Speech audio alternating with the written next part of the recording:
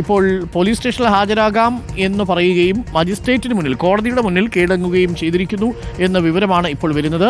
BJP നേതാക്കളും ഇപ്പോൾ കോടതിയിലുണ്ട്. നമ്മൾ അവിടേക്ക് പോവുകയാണ്. നമ്മളുടെ ഒരു യൂണിറ്റ് ഉണ്ടായിരുന്നത് വീട്ടിലും മറ്റൊരു യൂണിറ്റ് ഉണ്ടായിരുന്നത് പോലീസ് സ്റ്റേഷനിലുമാണ്.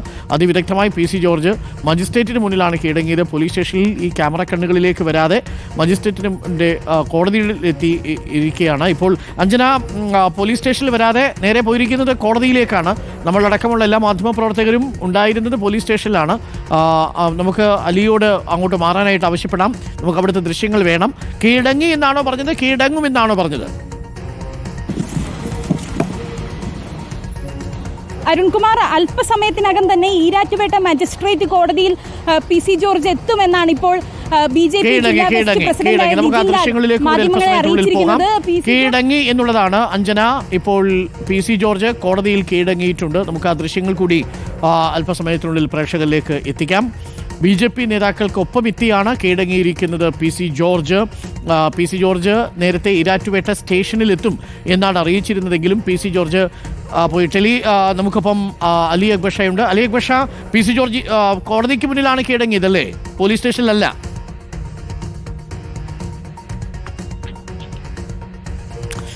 അലി, കേൾക്കാമെങ്കിൽ ഈരാറ്റുപേട്ട മജിസ്ട്രേറ്റിന് മുന്നിലാണോ ഹാജരായിരിക്കുന്നത്?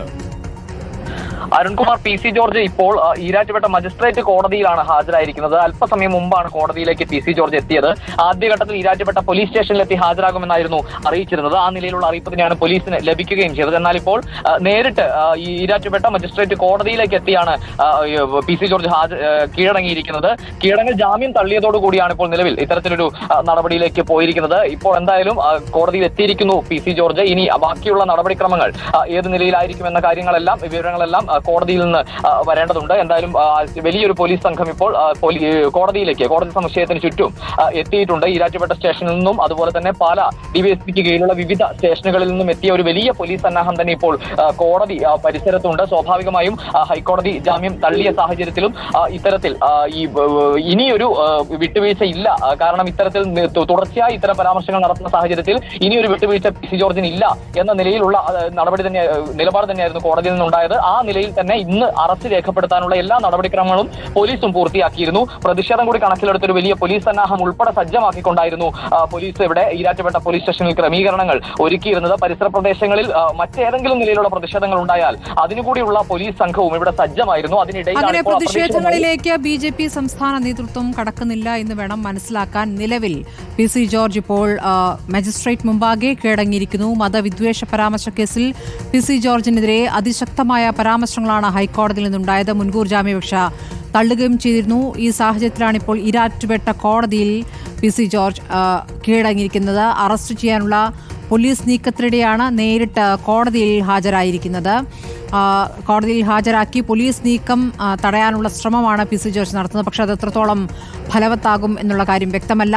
പക്ഷേ BJP നേതാക്കൾ ഇന്ന് കോടതിയിൽ ഹാജരാകുന്നതിന് മുമ്പ് PC ജോർജിന്റെ വീട്ടിലെത്തി. PC ജോർജിന്റെ വീട്ടിൽ ഒരു യോഗം ചേരുകയൊക്കെ ചെയ്തിരുന്നു. അതിനുശേഷം ജില്ലാ BJP നേതൃത്വം ഇപ്പോൾ പ്രതികരിക്കുന്നതാണ് കണ്ടത്. അദ്ദേഹം ഹാജരാകുന്ന കാര്യവും മജിസ്ട്രേറ്റിന് മുന്നിൽ കീഴടങ്ങുന്ന കാര്യവും BJP ജില്ലാ നേതൃത്വം പറഞ്ഞു. പക്ഷേ ഇതിന്മേലൊരു പ്രതിഷേധ പ്രകടനമൊന്നും BJP ആലോചിക്കുന്നില്ല എന്ന് വേണം മനസ്സിലാക്കാൻ. കാരണം ഗുരുതരമായ കേസാണ്. ആ ഗൗരവം ഉൾക്കൊണ്ടുകൊണ്ട് PC ജോർജിന് പൂർണ്ണമായും പിന്തുണ നൽകാത്തൊരു സമീപനമാണ് സംസ്ഥാന നേതൃത്വം എടുത്തിരിക്കുന്നത്. ജില്ലാ നേതൃത്വം ഇന്ന് മാത്രമാണ് ഇപ്പോൾ PC ജോർജിനൊപ്പം എത്തിയിരിക്കുന്നത് എന്നുള്ളതാണ്.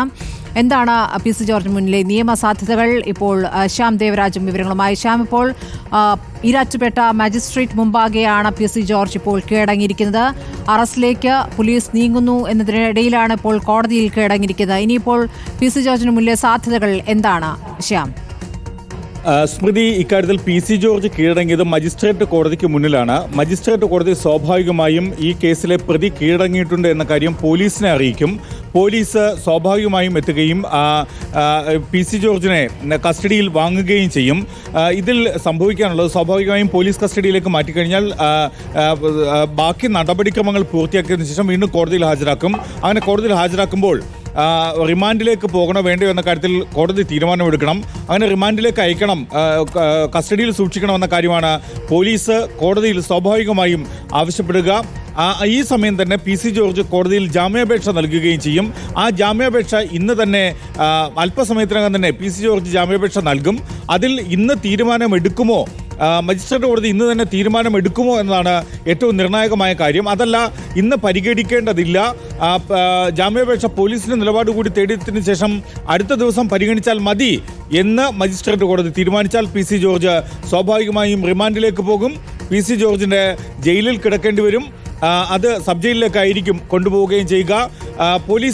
പോലീസിന് നടപടിക്രമങ്ങളുടെ ഭാഗമായി കോടതി ആ നടപടിക്രമങ്ങൾ പൂർത്തിയാക്കി പോലീസിന് PC ജോർജിനെ വിട്ടു നൽകും, പോലീസ് കസ്റ്റഡിയിലേക്ക് വിട്ടു നൽകും. അതാണ് ഇനിയുള്ളതെല്ലാം നിയമപരമായ നടപടിക്രമങ്ങളാണ്. പക്ഷേ ഈ നിയമപരമായ നടപടിക്രമങ്ങൾക്കൊപ്പം PC ജോർജ് സ്വാഭാവികമായും അല്പസമയത്തിനുള്ളിൽ മജിസ്ട്രേറ്റ് കോടതിയിൽ ജാമ്യാപേക്ഷ നൽകും എന്നതാണ് ഏറ്റവും പ്രധാനപ്പെട്ട കാര്യം. ആ ജാമ്യാപേക്ഷ ഇന്ന് പരിഗണിക്കുമോ, ഇന്ന് പരിഗണിച്ച് കോടതി ഇന്ന് തന്നെ തീരുമാനമെടുക്കുമോ എന്ന കാര്യത്തിലാണ് നമുക്ക് ഏറ്റവും നിർണായകമായത്. PC ജോർജ് ഇപ്പോൾ ഹൈക്കോടതിയിൽ നിന്ന് വന്നിരിക്കുന്ന പരാമർശങ്ങൾ ചെറിയ പരാമർശങ്ങളല്ല. ഒരു രാഷ്ട്രീയ പ്രവർത്തകനായി തുടരാൻ പോലും അർഹതയില്ലാത്ത ആളാണ് PC ജോർജ് എന്നുകൂടി ഹൈക്കോടതി പറഞ്ഞു. കാരണം തുടർച്ചയായ ലംഘനങ്ങൾ പലതവണ വാൺ ചെയ്തിട്ടും പിന്നെയും തുടർച്ചയായ മതവിദ്വേഷം പ്രകടിപ്പിക്കുന്ന പ്രതികരണങ്ങൾ PC ജോർജ് നടത്തിക്കൊണ്ടിരിക്കുകയാണ്. അതാണ് നേരത്തെ BJP സംസ്ഥാന നേതൃത്വവും പറഞ്ഞത്. അങ്ങനെ സംസ്ഥാന നേതൃത്വം ഓരോ ചാനൽ ചർച്ചകൾക്കും പ്രതിനിധികളെ അയക്കുന്നതിന് ഒരു സംവിധാനം ഏർപ്പെടുത്തിയിട്ടുണ്ട്. ആ സംവിധാനത്തിലൂടെ പോയതല്ല PC ജോർജ് എന്നും, PC ജോർജ് ആകട്ടെ പറഞ്ഞ കാര്യങ്ങൾ പാർട്ടിയുമായി ആലോചിച്ചിട്ടല്ല എന്നുമൊക്കെയുള്ള കാര്യങ്ങളാണ് BJP സംസ്ഥാന നേതൃത്വത്തിനുള്ള നിലപാട്. അതുകൊണ്ട് തന്നെ PC ജോർജിന് വലിയ പിന്തുണ ഇക്കാര്യത്തിൽ BJP നേതൃത്വം നൽകുന്നുണ്ടോ എന്നുള്ള കാര്യവും സംശയമാണ്.